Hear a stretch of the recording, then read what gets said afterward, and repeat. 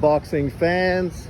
So I was just listening to Probox, and I don't understand the constant push towards criticizing Canelo Alvarez, and then of course the consistent fanboyism for the PBC's deal with Amazon.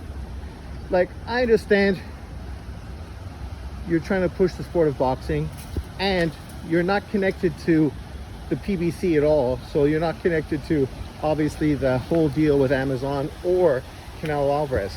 So being that that's the case, why do they constantly need to piggyback and cap off of all of that content to put on their programming?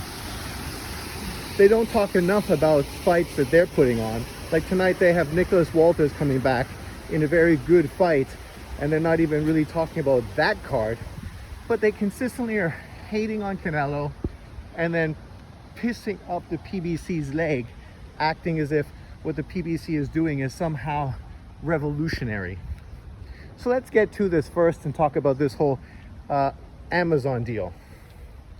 I'm not against PBC and Amazon, just the opposite. I was very pro PBC and Fox, thought, wow, this potentially is the best thing to ever happen to boxing. And for PBC fighters, what a windfall. Not only are they still connected to Showtime, but now they have Fox TV, the biggest sports carrier in America, outside of course of ESPN, showcasing NFL football, the most watched sport in the US. Being able to piggyback your programming off of that could be nothing more than a success. And the fact that it's free TV means that with the commercials and the access and just the opportunity to showcase fighters on a large platform, potentially you could get millions and millions of people watching boxers that they're unfamiliar with, building them up into real old-fashioned superstars. So that when you do pay-per-views, now of course these fighters have really built a fan base, and it harkens back to the past where people are really superstars, and now people are going to pay to watch them fight. But that's not what the PBC did. The PBC started only doing pay-per-views on Fox and on Showtime. Consistently, all they put out was mostly pay-per-view fights. The events they did put on Fox that were free were marginal fighters, old retread fighters, and fighters that were never going to grab a new audience, didn't pull in big numbers. The biggest fight they had in their whole career with Fox was when they put Errol Spence post the Olympics, which was what you're supposed to do. You piggyback off of top sports that are going to have lots of regular, casual sports fans, trying to get them to watch a sport that they don't usually watch. And that fight did huge numbers, and it was a great opportunity to build and showcase Errol Spence in front of a far bigger audience. But then they of course dropped the ball, because after that then they just basically went straight to pay-per-view, and all those fight fans potentially you could have pulled towards Errol Spence, you didn't, because they never had an opportunity to watch him again unless they were going to pay $80 to watch him. And when you're just a casual fan, you're not spending $80 to watch some person that you've seen once, right? Like, it just makes no sense at all. The only people who pay for pay-per-view are hardcore fans, whether it's hardcore TikTok fans of certain people, hardcore boxing fans, or hardcore MMA people. Casual sports fans don't spend $80 to watch events with fighters they've never heard of, because it makes no fucking sense at all. That's like me spending $80 to watch some MMA card, even if it's a deep card with tons of championship fights, but yet I don't know any of the fighters. I can guarantee you, me being a hardcore fucking sports fan and a hardcore boxing fan, I have never once spent fucking $80 to watch some MMA event with fighters that I didn't know who the fuck they were. Never. And it goes the same. People are not going to pay money to watch Tim Tszyu fight fucking Funduro with a bunch of undercard fights against people they've never heard of. For you and me, It's a deep card, a solid card, makes tons of sense. It's not a pay-per-view card, but we understand that basically where the PBC is now, literally everything they give us is only going to be pay-per-view. Their idea of free TV is to have the first 2 events of the fight free so then you have to pay $85 to watch the big fights that follow, as if somehow that's going to pull you into it. I mean, you can go look at boxing events and see the crowd roll in, and generally it's not until the second last fight of a card where the stadium fills out. Boxing fans are a weird group of people. When I used to go to the strip bar in Vancouver to watch pay-per-view events, because the only way I could watch them was to go to this bar, the Marble Arch in downtown Vancouver, I would get there at the opening of the event. I'd be in the strip bar, eating dinner, having drinks, fucking for 6 hours, watching the whole card, the whole event, from the beginning to the end. But unfortunately, the majority of boxing fans are not like that. So when you have Chris Algieri and Paulie Malignaggi and Sean Porter coming out and acting like, you know, this is a great new strategy, and the fact that it's now on Amazon, a new market for boxing, that somehow, you know, this is a great idea to stack these cards with quality fights. All they're doing is hyping up a product, which isn't a bad thing. I mean, it's nice that they're hyping it up, but literally, who's watching this show? Probox. Hardcore boxing fans. Casual sports fans don't even know what Probox is. They don't know who Paulie Malignaggi, Chris fucking Algieri, or Sean Porter. Maybe they know Sean Porter, but probably not who these dudes are. And as far as Amazon carrying fucking boxing, I mean, I live in Asia. Amazon in Taiwan is not showing fucking boxing. So even though Amazon's a global app, boxing is not being shown globally on Amazon. So it doesn't even fucking compare to DAZN. Even though I heard people say, oh, you know, they have far more subscribers. Yeah, it's nice to have so many subscribers, but then only allow a small percentage of those subscribers access to certain fucking shows or certain events. And if you have ever left the country you live in and actually traveled a little bit and aren't some ignorant fucking prick, you understand that that goes for everything. When I watch Netflix in Taiwan, it's completely fucking different than Netflix in the US. The access to certain shows that I could have in the States, I don't have in Taiwan.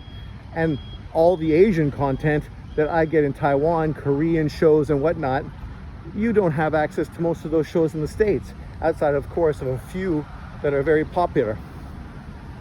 So how is Amazon going to really impact boxing? At this point, I have no idea.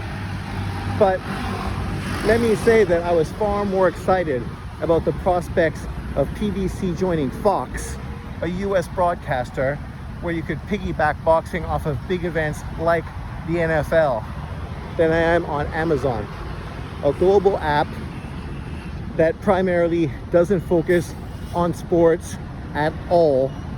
And I don't really see how anybody is really going to be that interested in watching boxing. And even within Amazon, the advertisement for these events is piss poor so far. They're not doing a very good job advertising and pushing these events. So what does that tell you? I don't know what it tells you, but it's not very hopeful. And I'm not saying this because I hope the PBC fails, because that's the stupidest fucking thing I've ever heard. I hope no boxing fails. I hope all boxing is successful, because I'm a boxing fan. I have nothing wrong, no problem with Tim Tszyu fighting Pandora. Quality fight.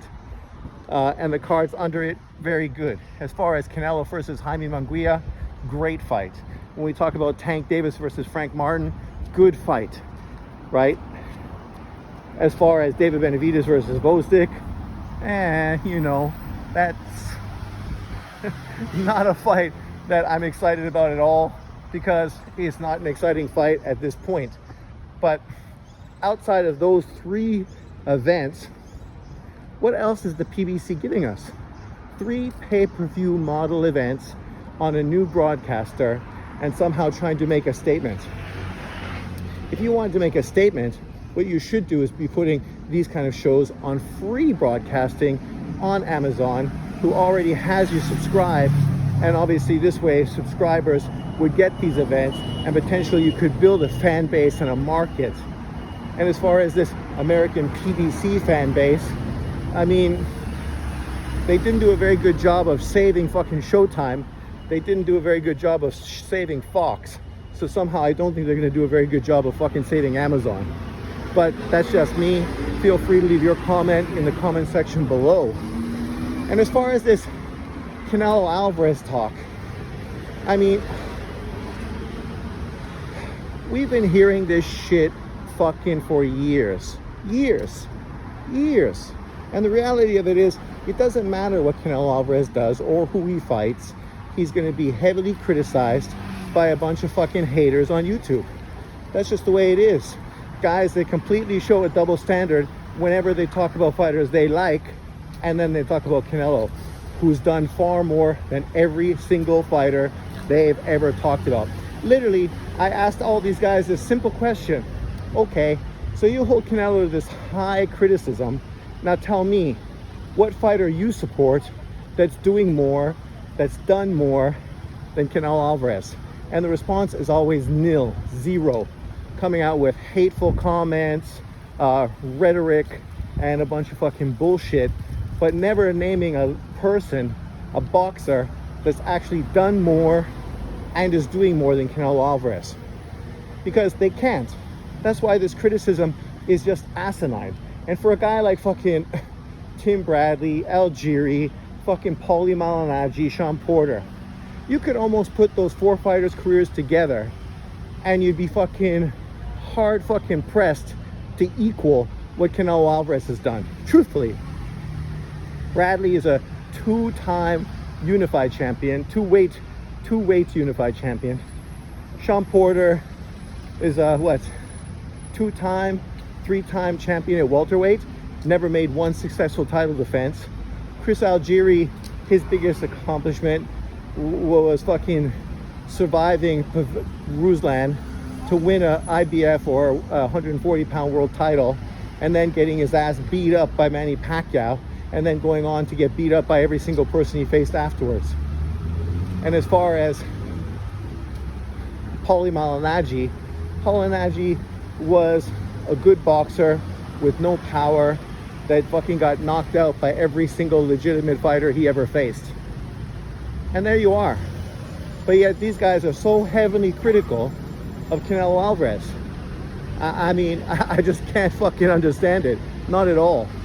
And to consistently clout chase off of Canelo and what he's doing to sell Probox and, you know, these events, obviously you're going to get people to watch because it's the same fucking platform mentality that we see from the LDBC and all those guys who consistently push fucking hate and negativity to sell their channels.